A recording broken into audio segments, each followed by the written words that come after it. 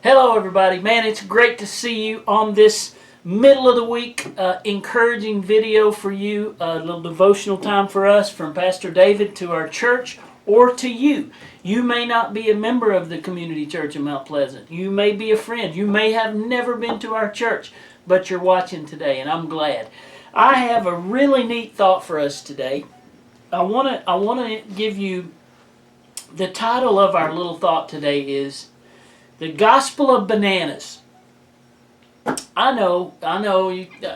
It's not the first time people probably think I've lost. I've been quarantined and I'm getting a little crazy.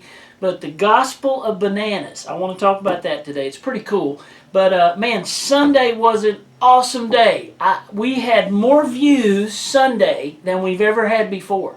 I've been watching our trying to monitor, and basically that would be the equivalent of a high attendance Sunday if we were here at the mill.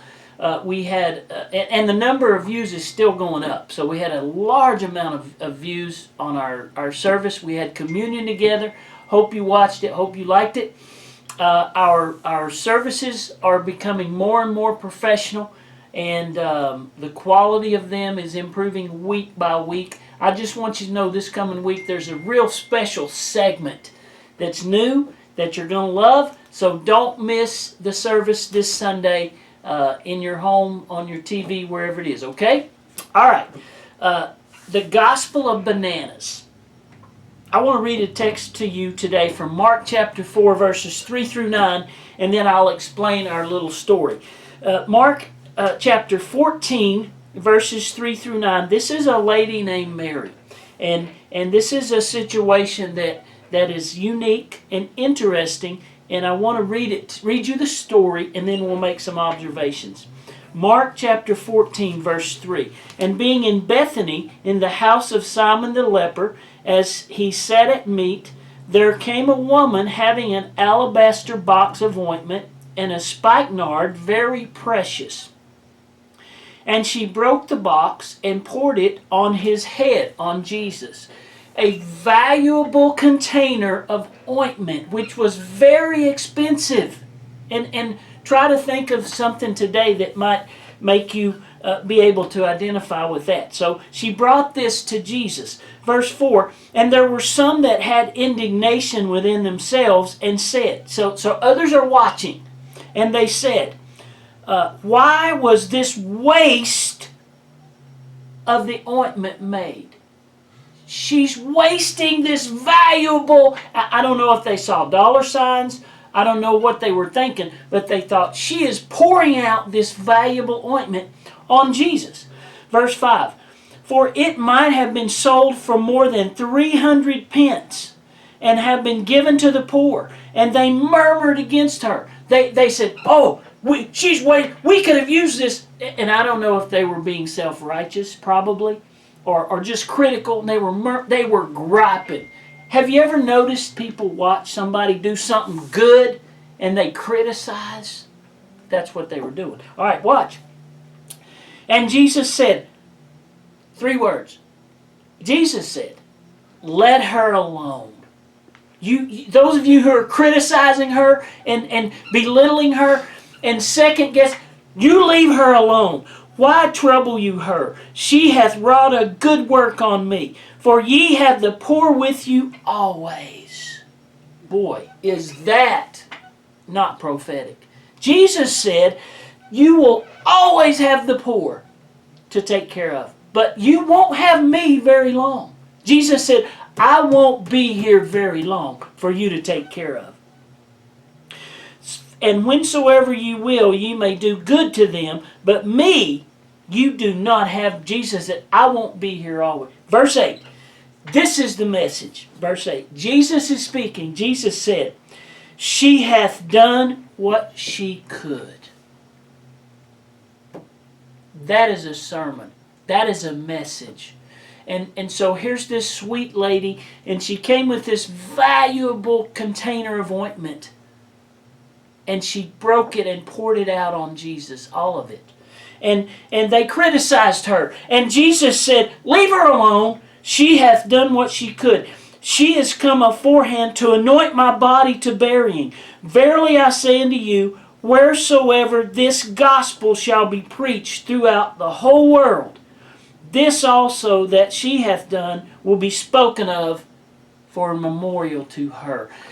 Many, many years from now, people will remember that Mary broke this ointment on me. It's a memorial. People will... All right, the Gospel of Bananas. Here it is. This morning, one of our church members, his name is Phil, and he works in the food industry. And sometimes he gets food and he brings it to make available to our church.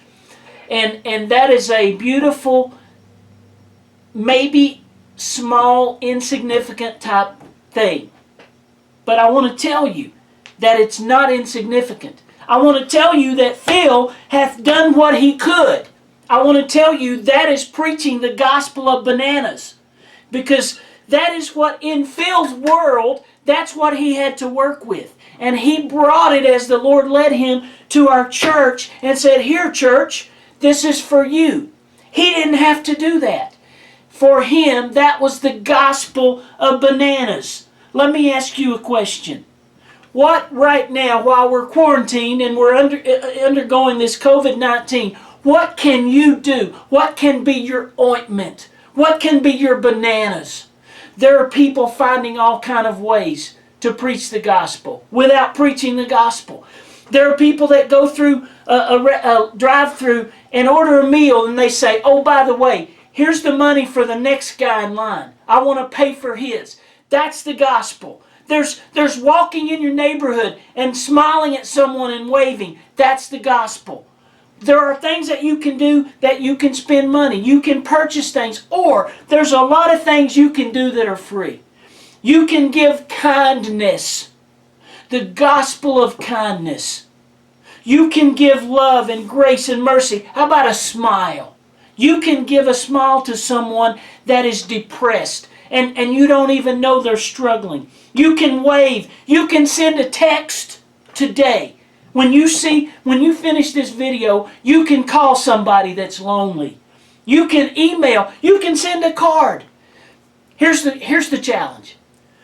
What if we all, right now, today, just did what we could? What if we all just did what we could? I'm not talking about preach in church on Sunday. I'm not talking about give $1,000. I'm not talking about what you can't do. What if we all just did what we can do? You know what would happen? I tell you what would happen. We would change the world for Jesus Christ. He's not asking you to do what you can't do. He's asking you to do what you can do today. The gospel of bananas was what Phil could do. This lady Mary Precious brought this expensive ointment. That's what she had to give to Jesus. What about whose life can you change today? Don't miss Friday's video. Don't you dare miss the service on Sunday. We count you our friend. We count you our family.